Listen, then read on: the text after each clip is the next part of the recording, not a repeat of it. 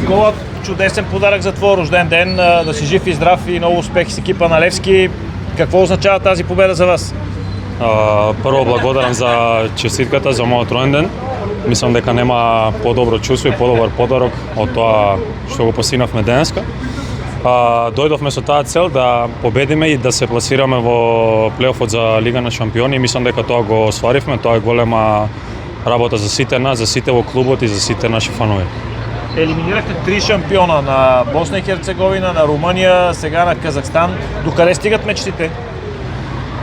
Не е забрането нели да мечтаеме и да се надеваме. Работиме напорно, работиме секој ден. Секој ден имаме се повеќе и повеќе самодоверба и не знам докаде ќе стигнеме. Се надам дека со малку среќа можеме да направиме нешто уште поголемо.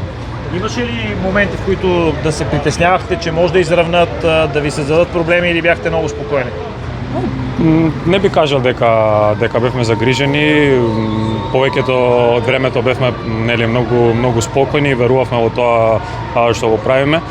Можеби малку невообичаено за нас, немавме голем посет на топката во прво и во второто полувреме. Меѓутоа нашата цел беше да победиме и да се пласираме понатаму и тоа го овозможивме. А как се играе в такова тежко време? Беше много горещо, буквално пареше вятъра. Времето беше исто и за нив и за нас, исто како и теренот. Теренот беше многу лош, морам да напоменам. Меѓутоа, видите, можеби тие беа во мала предност затоа што тие се навикнати да играат на вакви временски услови, меѓутоа немаше некој големо значење. Приятно ли е усещането, че заради вас ще се чуе химна на Шампионска лига на националния стадион и доколко важно е подкрепата на феновете да го напълнят още във вторник?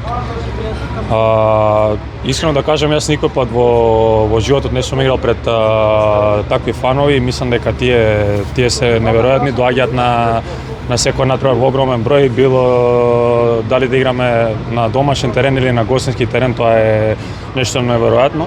А тоа што ќе се чуе химната, тоа е нешто големо за сите нас, и за фановите, и за нас играчите, и за стручниот штаб, и за сите луѓе кои што работат во клубот. Мислам дека тоа е еден огромен мотив да дадеме се од себе и да пробаме да влеземе во групната фаза. Колеги.